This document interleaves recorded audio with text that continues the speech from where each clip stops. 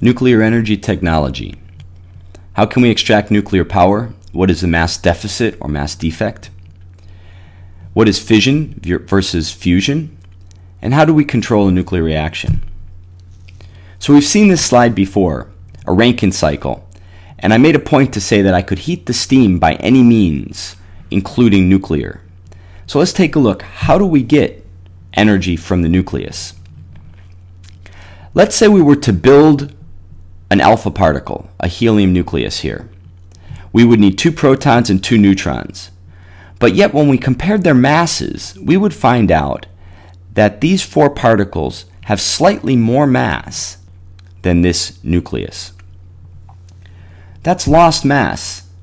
Where does that go? Well, we remember Albert Einstein, E = mc squared. So this is the energy that's released. This is the mass defect or mass deficit. That's the mass you lost in this process. So it tells you that the mass is turned into energy. Now it's a tiny amount of mass, where we've only lost less than 1% of the mass.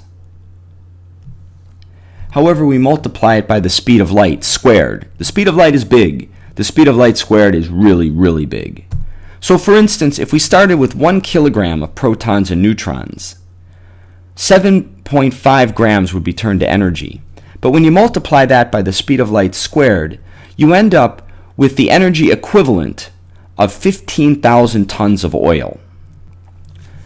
So this energy given off we call binding energy, because that's the energy you'd have to give this nucleus in order to get it to break apart again. It's a huge amount of energy, so this nucleus is profoundly stable.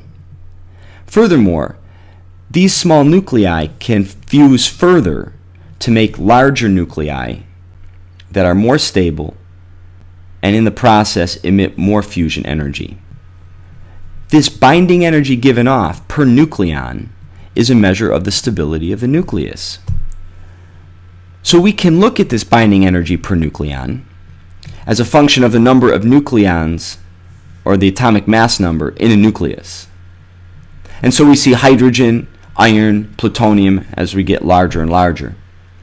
What we see is iron is the most stable nucleus, having the highest binding energy per nucleon. All these smaller nuclei can become more stable by fusing together in this direction. This fusion will release energy in the process. Likewise, for nuclei larger than iron, breaking them apart will also release energy. So the very large nuclei can become more stable through fission, releasing energy, and the smaller nuclei can release energy via fusion. U-235 and plutonium-239 are both fissile, meaning we can break them apart by hitting them with a neutron. U-238 is not fissile. When it gets hit with a neutron, it absorbs it and turns into plutonium, which of course then can fission. Fission was our first nuclear reaction that we were able to control with an atomic bomb in 1945 and nuclear electricity in 1951. So fusion is clean and safe. It goes on very well in the sun, but how will we make it work here on Earth other than with bombs? In 1952, a commission under Harry Truman did a complete assessment of nuclear power and found it to be relatively pessimistic and called for aggressive research in the whole field of solar energy. We see that uranium has approximately 1 million times the energy density as coal does. So how does a nuclear chain reaction work? There's always a neutron floating around when you have some uranium because it's radioactive.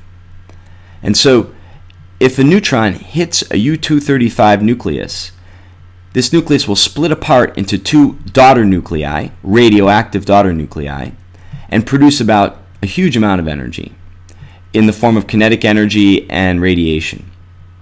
It will also produce another neutron, or another 2 neutrons, or another 3 neutrons. These neutrons are then free to go off and encounter more nuclei that can fission. If a nucleus encounters a U-238, it will not fission, but it will turn to plutonium-239, which is fissile. And so if this is hit with a neutron, it will also fission. And so what we find in our nuclear reactors, especially if we leave the fuel rods in long enough, a good portion of the energy is the result of fissions from plutonium.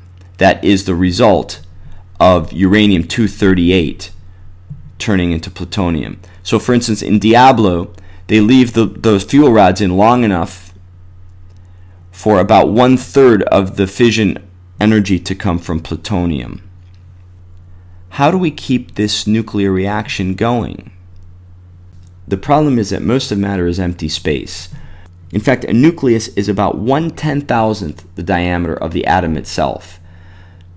So an atom is almost all empty space, and these neutrons have very little chance of hitting another nucleus, and you'll never have a chain reaction unless you have enough material so that before these neutrons get out of the material, they're likely to strike another nucleus.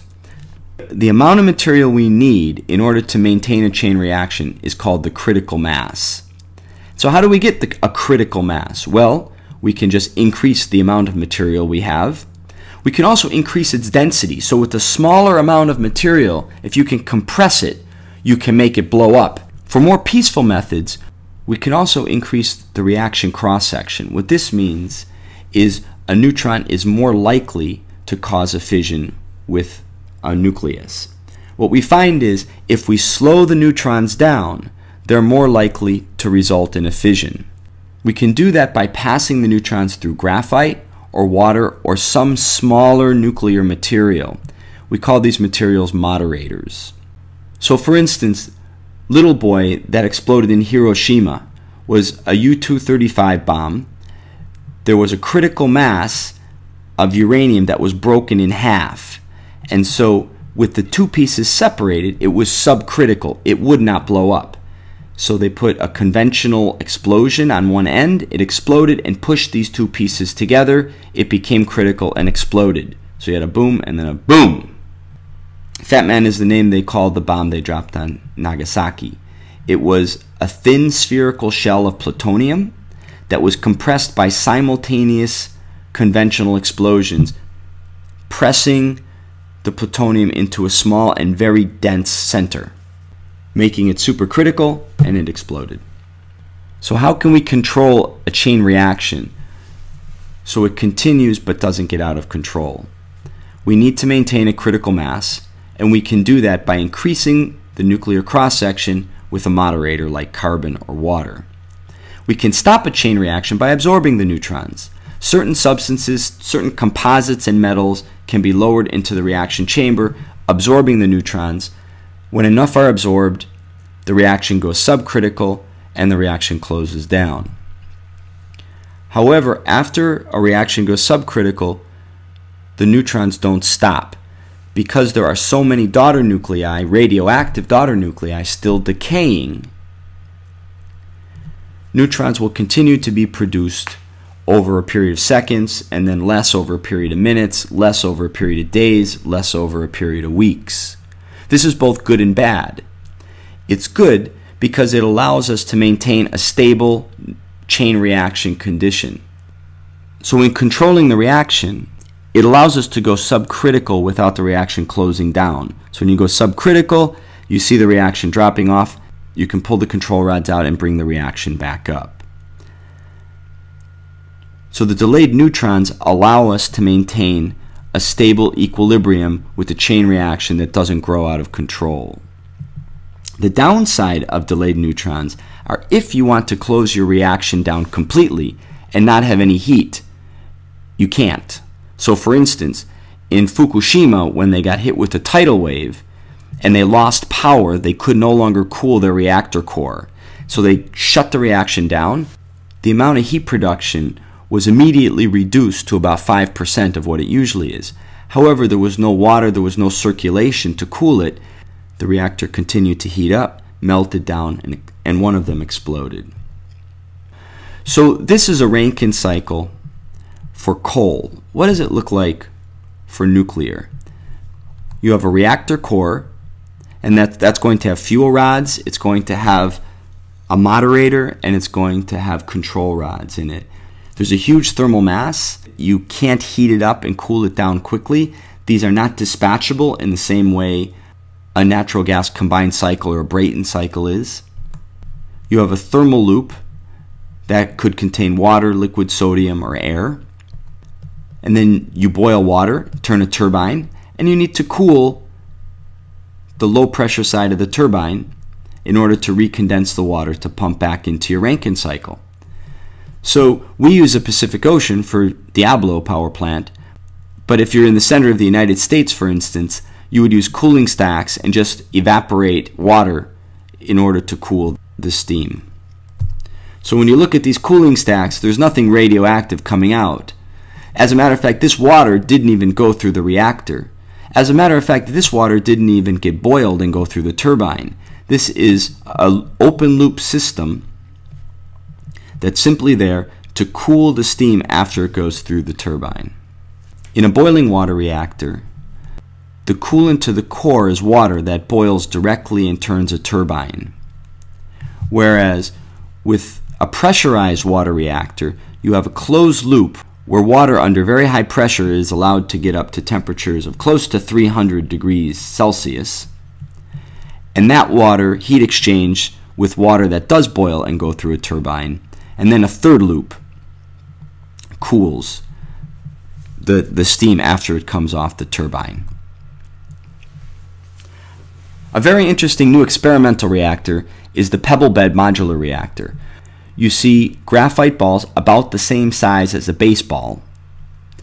And graphite's a good moderator, so the neutrons go nice and slow. Inside of these graphite balls are small bits of fissile material, uranium-235.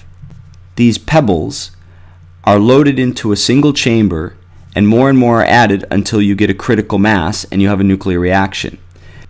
With the reaction, you get some heat. This increased heat reduces the moderator's effectiveness, and so this closes down the nuclear reaction. So it's a very stable system. All you have to do to increase a reaction is blow more air through it to cool it. When the air stops, the reaction will drop off. You'll still need to cool it because of the delayed neutrons. But one of the reasons we like this is it's gas cooled and it can get to very high temperatures, and it's self-limiting, so that when the temperature gets really hot, the reaction rate drops off. One of the beautiful things about it being gas cooled at a high temperature is you could use it in a Brayton cycle, meaning you could use it in a combined cycle and get great efficiency from it.